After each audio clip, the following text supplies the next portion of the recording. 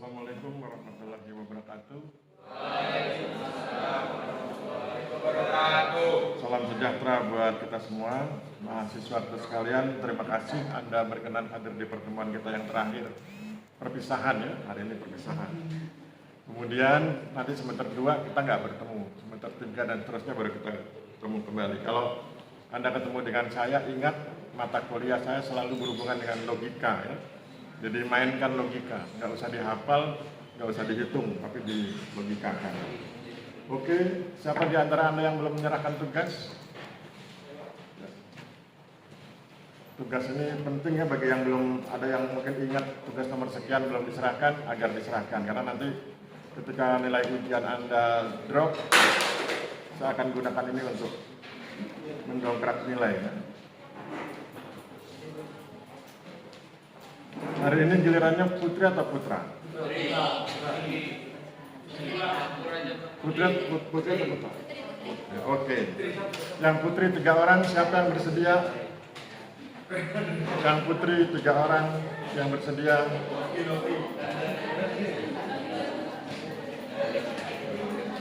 Ya. Kalau nggak ada saya tunjuk ya.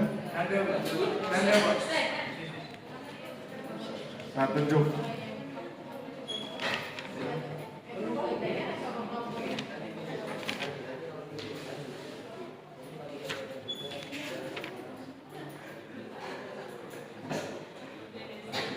Pak Reza itu laki-laki atau perempuan?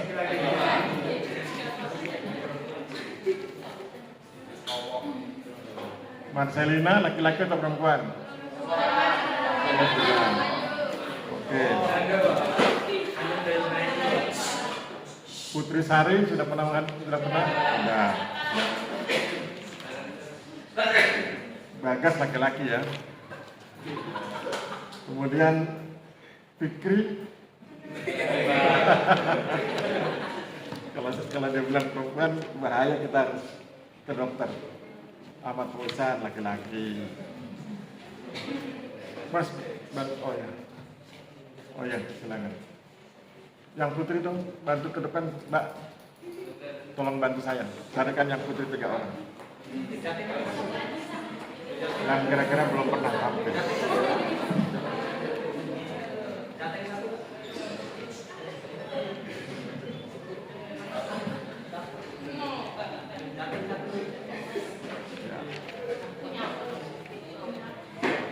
Viola Azahra mana orangnya? Mana Viola? Ada ya? Belum pernah tampil tuh? Oke. Viola video 1 ya. Kalau Alia video 2.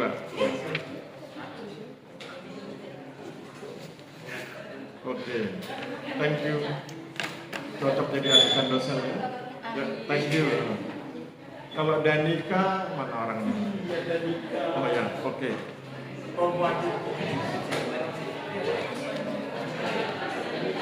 Saya ulang ya. Danika video 3. Kemudian Alia video 2. Kemudian video 1 Viola. Mana Viola? Silakan.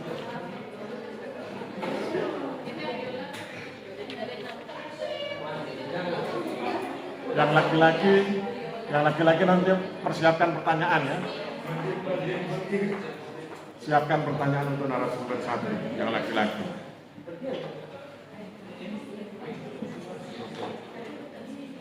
Oke, kita dengarkan Mbak Viola presentasi. Nanti yang laki-laki mohon siapkan pertanyaan. Ya. Oke, baik. Assalamualaikum warahmatullahi wabarakatuh. Waalaikumsalam warahmatullahi wabarakatuh. Perkenalkan. Izin mengenalkan diri rekan-rekan Bapak. Nama saya adalah Azhara. Biasa dipanggil Viola. Saya berasal dari Kalimantan Selatan. Kabupaten Hulu Sungai Utara. Hulu Sungai Utara. Ya, aplaus buat Hulu Sungai Utara. Yang laki-laki Kalimantan siap ya? Ada Kalimantan laki-laki? Ya, silakan Mbak. Oke, baik. Di sini saya akan membacakan 5 poin dari video 1, yaitu mereka. Ya. Yang Yang pertama, karakteristik masyarakat Purworejo mempunyai karakter kebiasaan yang indah dalam menjalankan tradisi yang berhubungan dengan pencipta alam semesta. Yang kedua, program yang dijalankan oleh Kementerian Agraria dan Tata Ruang dan Pertanahan Nasional yaitu konsolidasi tanah bertujuan untuk menata kembali memberikan pemanfaatan tanah bidang-bidang tanah yang sebelumnya posisinya tidak teratur menjadi tidak.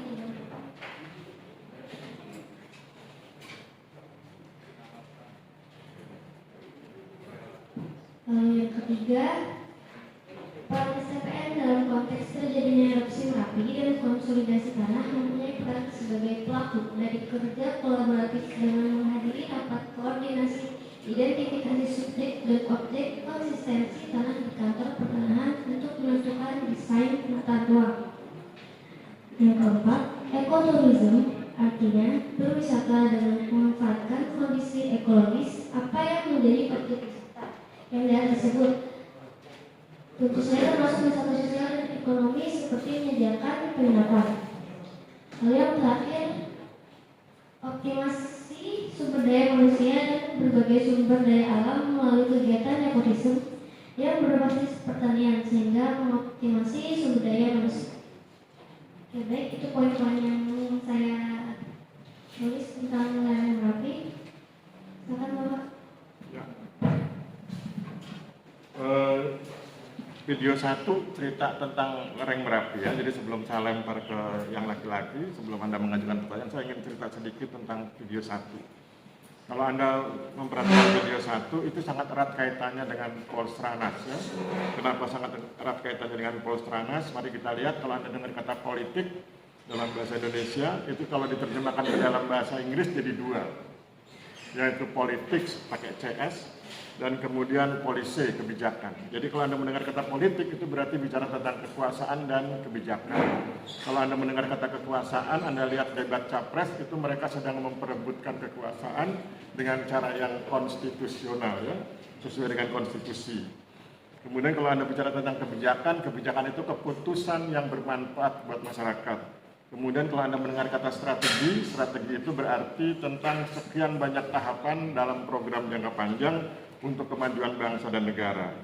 Kemudian kalau dalam konteks lereng Merapi, peristiwa di lereng Merapi itu memperlihatkan adanya 3 hal. Adanya kekuasaan, adanya kebijakan, dan adanya strategi. Kenapa dibilang kekuasaan? Karena ketika bicara tentang penetapan peristiwa Merapi sebagai bencana nasional itu dijalankan berdasarkan kekuasaan. Jadi pemerintah daerah istimewa Yogyakarta mengajukan permohonan kepada Presiden agar bencana Merapi dipandang sebagai bencana nasional. Kemudian Presiden mengeluarkan pernyataan bahwa itu adalah bencana nasional. Itu namanya pemegang kekuasaan menyampaikan kebijakan bahwa itu bencana nasional. Maka kemudian segenap aparat, terutama dari Badan Penanggulangan Bencana, segera turun dan kemudian itu dianggap sebagai bencana nasional. Maka kemudian segera muncul berbagai kegiatan. Ada LC dan consolidation untuk kemudian menyiapkan agar dibuat jalan yang memudahkan orang dievakuasi. Ada huntap, hunian tetap, agar mereka tidak lagi tinggal di daerah rawan bencana. Itulah kira-kira relevansi atau kaitan antara video 1 dengan Polstranas. Sekarang saya persilahkan yang laki-laki yang bersedia mengajukan pertanyaan pada narasumber 1. Siapa? Laki-laki yang bersedia mengajukan pertanyaan kepada narasumber 1 supaya diskusi hidup dan kita bisa segera menyelesaikan kuliah ini. Nanti terakhir saya akan sampaikan kisi-kisi UAS ya. Ayo cepat. Ada laki-laki dari pulau manapun? Ada? Kalau nggak ada Kalimantan. Mana Kalimantan? Ada nggak? Masa nggak ada? Ada Kalimantan tadi? Ada? Mana? Ya, diri Mas. Nggak kelihatan. Ya, perkenalkan diri, kemudian ajukan pertanyaan.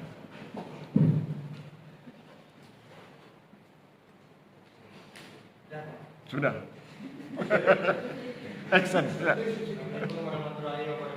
Waalaikumsalam. Nama saya seperti Ramadan, asal saya dari Kalimantan Barat, Pontianak.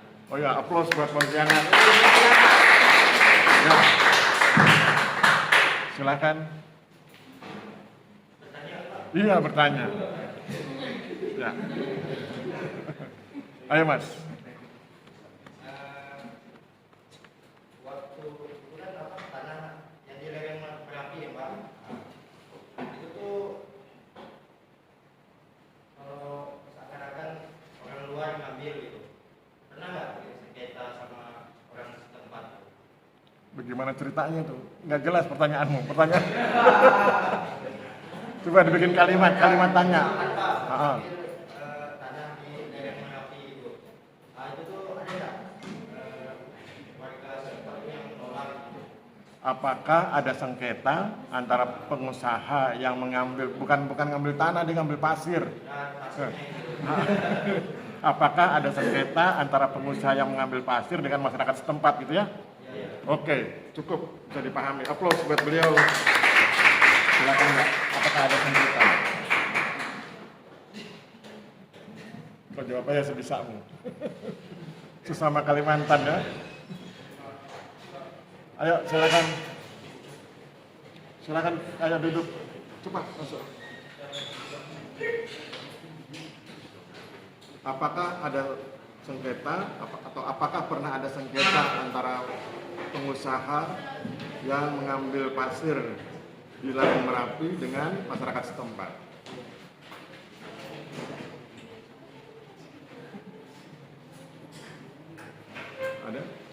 Ada datanya nggak?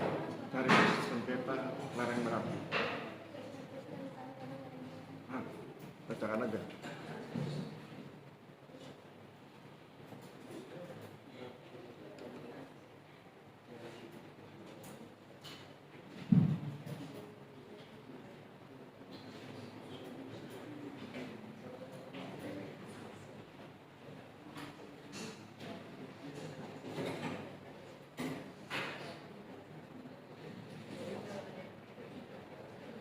Yang baru datang, yang belum menyerahkan tugas, jangan lupa.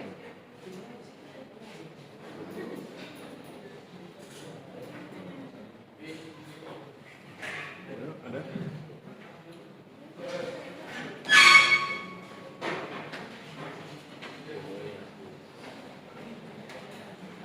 Thank you. Kasih Pak.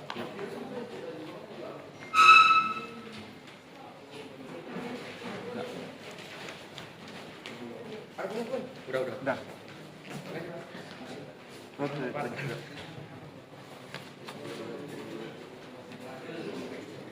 Ayo, apakah ada sengketa antara pengusaha yang mengambil pasir dengan masyarakat setempat di lereng Merapi? Dari yang saya dapat dari sumber ini bahwa ada tambang ilegal, tapi warga juga melawan. Warga di lereng Merapi mencoba melawan tambang ilegal tersebut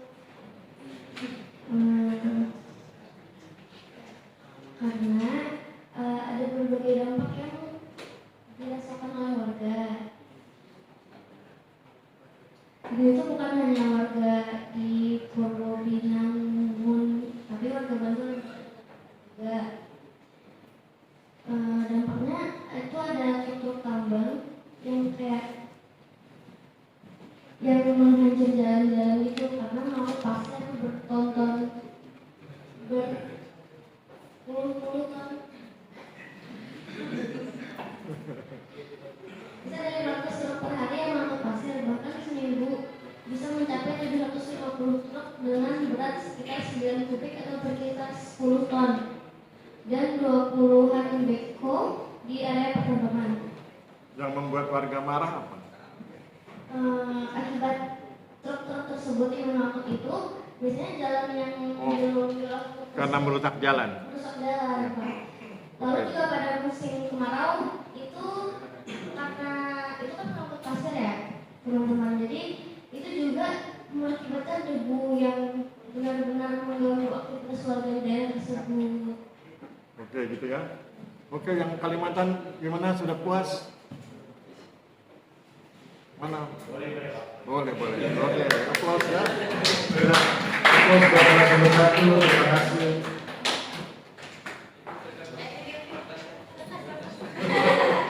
Oke, thank you. Ayo, yang kedua narasumber 2. Mbak Alia ya. Kita dengarkan ya. Silakan Mbak, perkenalkan diri. Assalamualaikum warahmatullahi wabarakatuh. Waalaikumsalam warahmatullahi wabarakatuh. Nama saya Alia Puasa, NIK 2332470, asal dari Aceh, asal sekolah SMA Negeri Unggul Aceh Timur. Aceh Timur. Ya, aplaus buat Aceh Timur. Yang laki-laki orang Aceh mana? Ada orang Aceh laki-laki nggak? Mana? Oh ada. Oke, siap-siap jadi pembahas ya.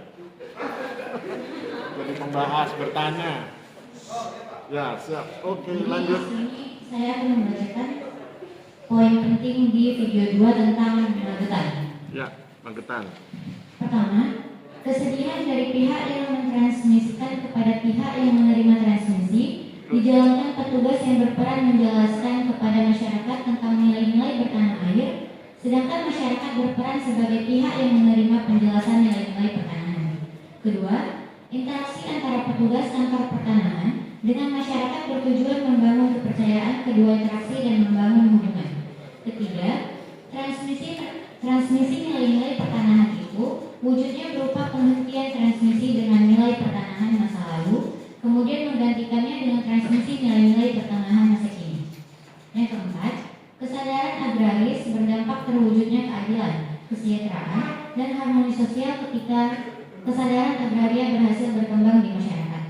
Dan yang terakhir, basis transmisi nilai-nilai pertanahan bagi petugas kantor pertanahan adalah suatu motif tindakan dan ketepatan serta relevansi, sedangkan basis transmisi negatif pertanahan bagi masyarakat yang menerima pengalihan nilai-nilai pertanahan dari petugas kantor pertanahan. Oke, pindah mikrofon. Oke ya, jadi beliau mencoba menjelaskan hubungan antara video 2 dengan Polstranas. Saya ingin tambahkan sedikit. Jadi kalau Anda diminta menjelaskan hubungan antara video 2 dengan Polstranas, perhatikan isunya. Isunya adalah transmisi nilai-nilai pertanahan. Maka kemudian Anda menjelaskan titik temu antara transmisi nilai-nilai pertanahan dengan Polstranas. Transmisi nilai-nilai pertanahan itu kan mengalihkan value, konsep, pemikiran dari orang kanta kepada masyarakat. Dari tidak tahu menjadi tahu, dari tidak bisa menjadi bisa, dari tidak mau menjadi mau. Berarti apa? Berarti ada transformasi masyarakat. Masyarakat bertransformasi, berubah. Polstranas juga begitu. Polstranas dari mulai politik strategi nasional itu diupayakan agar masyarakat berubah, menjadi lebih berkemajuan. Maka kemudian Anda paham bahwa titik temu antara Polstranas dengan transmisi nilai-nilai pertanahan pada transformasi masyarakat. Transmisi nilai-nilai pertanahan ingin masyarakat bertransformasi, Polstranas juga ingin masyarakat bertransformasi. Itu pertemuan antara nilai-nilai pertanahan, antara transmisi nilai-nilai pertanahan dengan Polstranas. Gitu ya. Sekarang mana yang dari Aceh, laki-laki? Laki-laki Aceh, berdiri Mas. Ya, berdiri dulu. Aceh berdiri, ya. Silakan ajukan pertanyaan Mas. Perkenalkan diri, kemudian ajukan pertanyaan.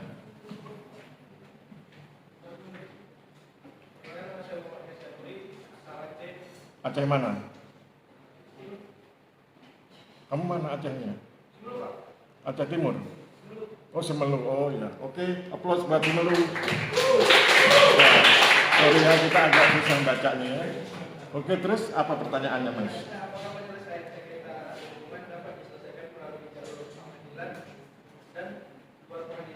Nggak nyambung. Pertanyaanmu nggak nyambung. Kita sedang diskusi tentang transmisi nilai-nilai pertanahan. Ya. Ya terserah. Yang penting harus nyambung. Kita sedang diskusi tentang video 2 tentang transmisi nilai-nilai pertanahan. Jangan bertanya yang lain. Itu mata kuliah lain itu.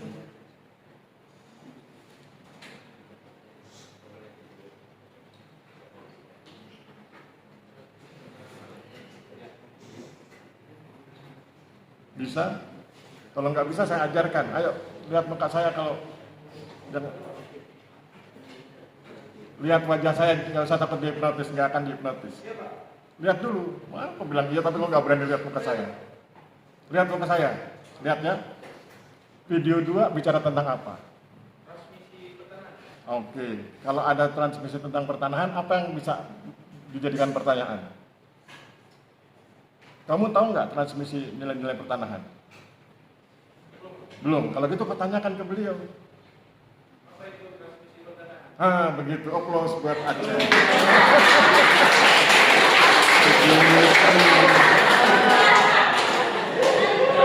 Gampang kan? Jadi dosen itu gampang, cuma bikin pertanyaan aja kok. Oke, silakan Mbak jawab. Apa itu transmisi nilai? Berarti dia belum nonton videonya ya? Ya, silakan Mbak. Apa itu transmisi nilai-nilai pertanahan?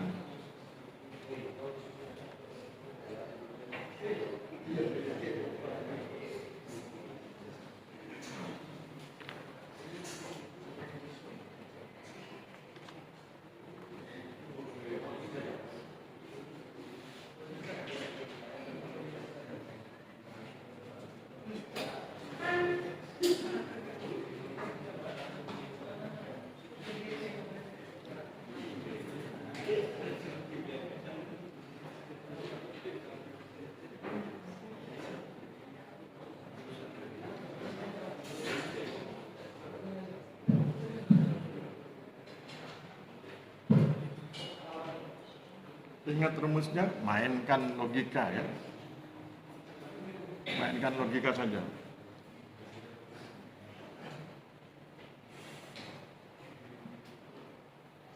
Nanti kalau ujian, kalau Anda nggak paham sesuatu, mainkan logika, lihat katanya. Transmisi artinya apa, nilai artinya apa, pertanahan artinya apa. Kemudian ada ramu jadi sebuah kalimat. Jadi sudah. Mainkan logika, nggak usah dihafal.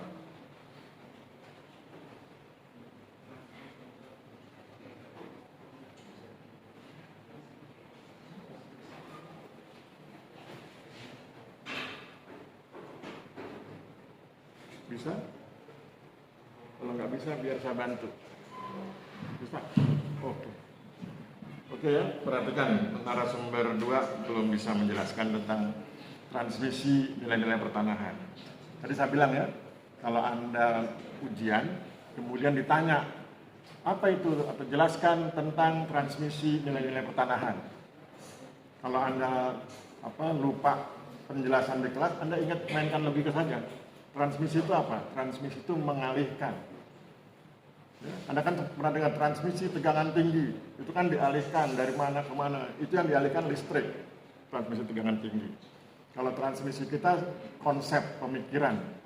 Jadi transmisi itu mengalihkan. Apa yang dialihkan? Nilai pertanahan. Nilai pertanahan itu apa? Hal-hal yang dianggap baik, benar, dan indah menurut orang pertanahan. Itu value, nilai. Hal-hal yang dianggap baik, indah, dan benar menurut orang pertanahan. Apa itu yang benar? Sesuatu disebut benar menurut orang pertanahan kalau dia diukur dengan baik. Bidang tanah itu benar, gambarnya benar petanya kalau diukur dengan baik. Ya? Ada jarak proyeksi, ya? Ada asimut, jadi benar diukur dengan baik. Kemudian apa lagi? Kan benar, baik. Kapan disebut baik? Kalau dia bermanfaat buat masyarakat. Kapan disebut indah? Kalau hal-hal yang benar, hal-hal yang bermanfaat itu dibangun untuk kebersamaan, untuk harmoni. Ya? Itu jadi benar, baik, dan indah menurut orang pertanahan. Itulah transmisi nilai-nilai pertanahan. Jadi mengalihkan hal-hal yang baik, benar, dan indah menurut orang-orang pertanahan kepada masyarakat agar masyarakat ikut melaksanakan hal-hal yang baik, benar, dan indah sesuai dengan konsep, sesuai dengan ketentuan terkait dengan pertanahan. Gitu ya. Jadi nggak usah dihafal, mainkan logika saja ya. Oke, saya pikir cukup. Applause buat narasumber 2. Terima kasih. Oke, terakhir narasumber 3 Mbak Danika.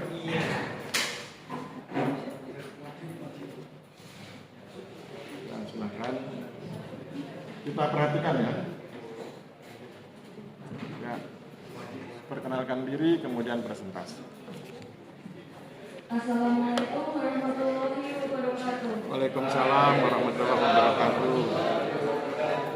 Mohon izin Pak, Ya. perkenalkan diri, nama saya Danica Wafina, NIT 23324708, asal dari Yogyakarta, asal SMA Negeri 3 Yogyakarta.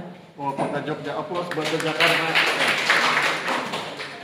Yang laki-laki yang dari Jogja ada? Ya, siap ya. Oke, sip. Silakan Mbak. Di sini saya akan membahas 5 poin penting dari video 3 yang diambil dari buku Relasi Kuasa dalam Strategi Pertanahan di Desa Prigelan. Ya. Yang pertama, relasi kuasa. Pemerintah Desa Prigelan menjalankan konsep power lesson dan menjalankan 2 sisi, yaitu sisi power to atau sisi memberdayakan dan sisi power over atau sisi mendominasi, yang bertujuan agar visi dan misi yang diterapkan oleh pemerintah Desa Prigelan bisa terlaksana dengan baik.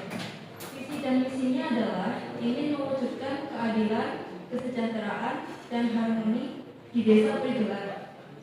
Yang kedua, strategi pertanahan.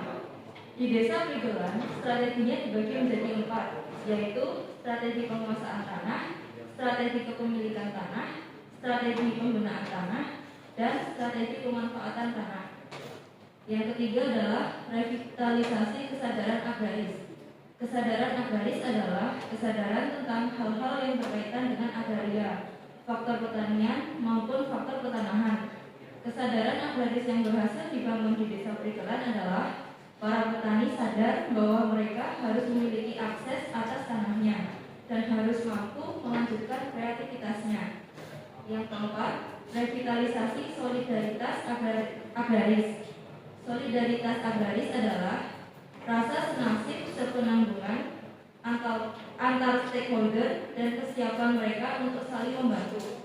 Solidaritas agraris telah ada sejak masa lalu, tetapi kemudian terabaikan dan kemudian direvitalisasi oleh pemerintah Desa Prigelan. Yang kelima, revitalisasi kebudayaan agraris.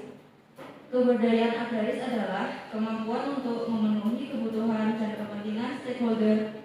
Kepentingannya tentu dalam hal agraris dan kebutuhannya juga demikian. Dalam hasil penelitian di buku ini menjelaskan bahwa Desa Prigelan belum mampu karena masih ada hal-hal yang perlu diperbaiki dalam rangka membangun kebudayaan agraris. Sekian dari saya. Ya. Oke ya, jadi tadi sudah dijelaskan tentang video 3. Nah, kalau Anda perhatikan, video 3 itu sangat erat kaitannya dengan Polstranas. Bagaimana kaitannya? Polstranas itu kan berjenjang ya. Politik strategi nasional, berarti dia di level nasional. Tapi jangan lupa, nanti dia berjenjang sampai ke lokal. Jadi, kalau Anda lihat video 3 itu kan bicara tentang politik strategi lokal. Politik strategi lokal adalah politik strategi nasional yang diturunkan di level lokal, di level desa, di level kelurahan. Mari kita lihat apa buktinya. Kalau Anda perhatikan di video 3 itu, di Desa Prigelan itu, di situ ada politik. Ada kekuasaan, ada kebijakan. Di situ juga ada strategi. Makanya Anda kenal ada strategi pertanahan di Desa Prigelan. Strategi penguasaan tanah, strategi pemilikan tanah, strategi penggunaan tanah, strategi pemanfaatan tanah. Itu artinya strategi level nasional yang diturunkan di level desa. Kemudian di situ juga ada kekuasaan dan kebijakan. Anda lihat konsep power relation, relasi kuasa. Relasi kuasa itu adalah permainan kekuasaan. Ya, bagaimana kekuasaan itu dijalankan. Ada 2 ya, tadi disampaikan oleh narasumber, ada power to, ada power over. Power over itu dilaksanakan ketika sang pemimpin, kepala desa mendapati orang yang menentang kegiatan atau kebijakannya. Cara menghadapinya adalah dengan mendominasi. Bukan ditangkap ya, tapi didominasi. Bagaimana cara mendominasi? Dengan memberi informasi yang tepat agar yang bersangkutan kemudian mengerti dan bersedia membantu.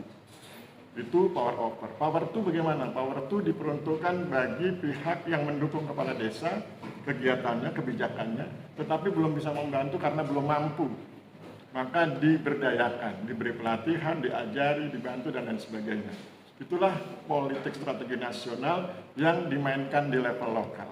Itu hubungan atau bukti bahwa video 3 itu bicara tentang Polstranas di level lokal atau di level desa. Oke, mana yang dari Jogja? Silakan berdiri, Mas. Ya, aplaus buat Gunung Kidul ya. Ya. Ya.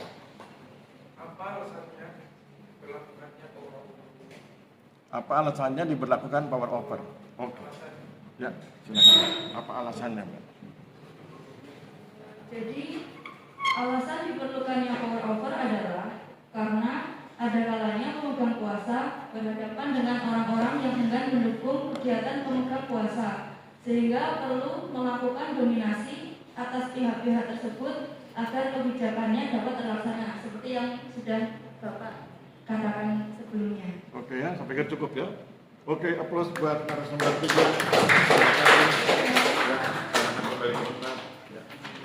Oke, sekarang kita lihat di WA Group. Anda buka WA Group kita, WA Group kelas D.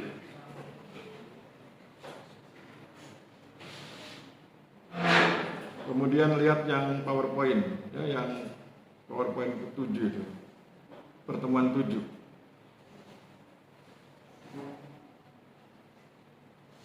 Sudah? Saya tidak akan bacakan semua, nanti Anda baca sendiri. Saya hanya akan ambil poin-poin penting yang saya pikir perlu Anda perhatikan ya. Pertama saya ingin bicara tentang strategi. Jadi itu ada di ketiga. Di slide ketiga itu tentang strategi. Jadi kalau Anda mendengar kata strategi, Anda harus mengerti bahwa strategi itu awalnya diambil dari terminologi militer. Orang-orang militer, para tentara lah yang bicara tentang strategi. Karena strategi itu dari zaman dahulu kan dimaknai sebagai seninya para jenderal. Para jenderal itu ketika berperang punya seni, punya teknik untuk mengalahkan lawannya. Kalau Anda perhatikan perang antara Hamas dengan Israel saat ini, itu kan masing-masing punya strategi. Ada strategi Hamas untuk menjebak tentara IDF, ada strategi IDF untuk menangkap orang-orang Hamas. Mereka berstrategi, jadi strategi itu awalnya begitu. Tetapi kemudian strategi berpindah dari terminologi militer ke terminologi manajemen. Maka di manajemen juga muncul istilah strategi. Dan ketika bicara strategi di level manajemen, itu bicara tentang bagaimana dilakukan kebijakan, dan kebijakan itu bersifat teknis, dan itu untuk kepentingan bersama. Begitu. Kemudian kita masuk ke slide ke-6. Slide ke-6 itu bicara tentang stratifikasi politik nasional. Maka kemudian nanti Anda bisa lihat ada kebijakan puncak, ada kebijakan umum, ada kebijakan khusus, ada kebijakan teknis, ada kebijakan di daerah. Saya ingin tunjukkan kebijakan puncak dengan kebijakan umum. Itu sama-sama kebijakan di level pusat. Saya ulang kalimatnya, kebijakan umum dan kebijakan puncak sama-sama berada di level pusat. Orang-orang pusat yang mengambil keputusan, presiden misalnya. Hanya saja bedanya adalah kalau di kebijakan puncak itu masih bersifat abstrak. Bernuansa abstrak gitu ya. Karena dia sifatnya masih makro. Kemudian dia sudah mulai masuk agak detail atau ada strateginya ketika masuk di kebijakan umum. Kemudian berikutnya saya ingin tunjukkan kebijakan khusus dan kebijakan teknis. Kebijakan khusus berarti sudah masuk pembidangan. Kalau Anda perhatikan para menteri itu bicara tentang bidang. Ada ATR BPN, ada kehutanan, ada apalagi investasi dan lain sebagainya. Para menteri itu adalah orang-orang yang merumuskan kebijakan khusus ya. Nah, nanti di bawah para menteri, semua menteri itu di bawahnya ada dirjen. Di ATR BPN juga ada para dirjen. Misalnya dirjen tata ruang di ATR BPN. Itu kebijakan teknis yang beliau keluarkan. Jadi sang menteri mengambil kebijakan khusus sesuai dengan bidangnya. Para dirjen mengambil kebijakan teknis. Oh tata ruang begini. Oh nanti penataan agraria begini. Sesuai dengan dirjennya masing-masing.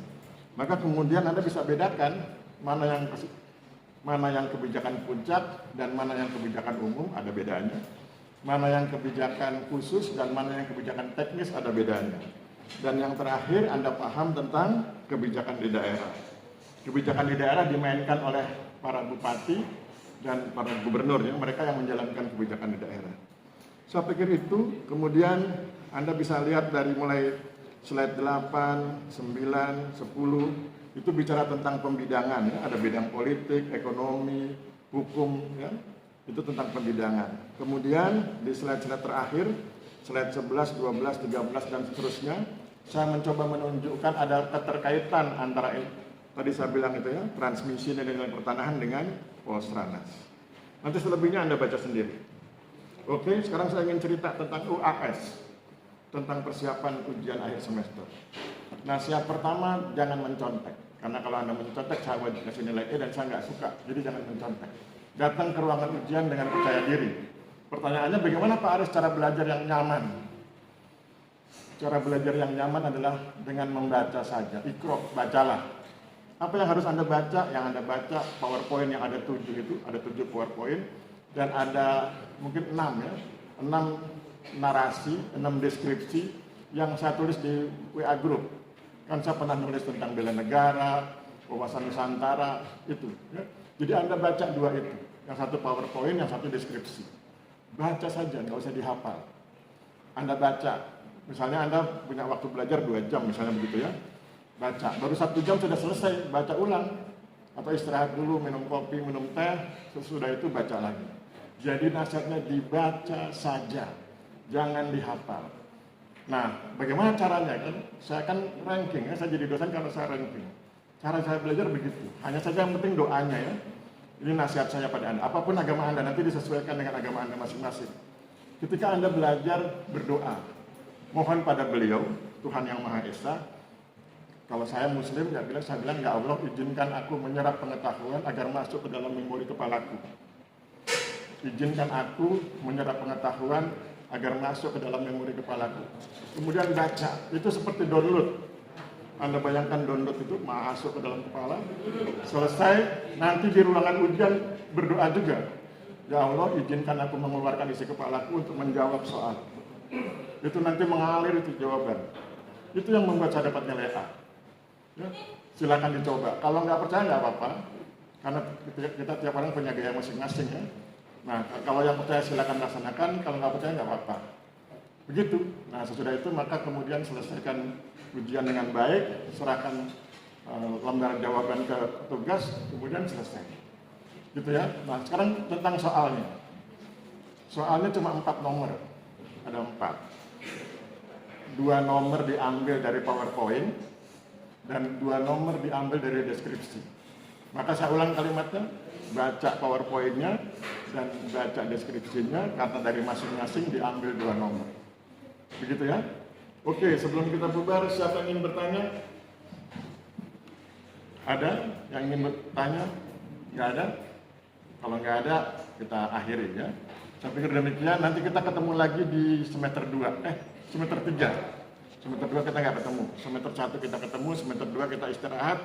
Semester 3 kita ketemu di sosiologi agraria. Semester 4 kita ketemu di reforma agraria. Kemudian di semester 5 kita ketemu di metode penelitian. Kemudian dan seterusnya. Ketika magang dan lain sebagainya. Saya pikir demikian ya, kita akhiri. Wabillahi taufik wal hidayah. Wassalamualaikum warahmatullahi wabarakatuh. Salam sejahtera buat kita semua. Selamat siang dan terima kasih. Oke, silakan bubar.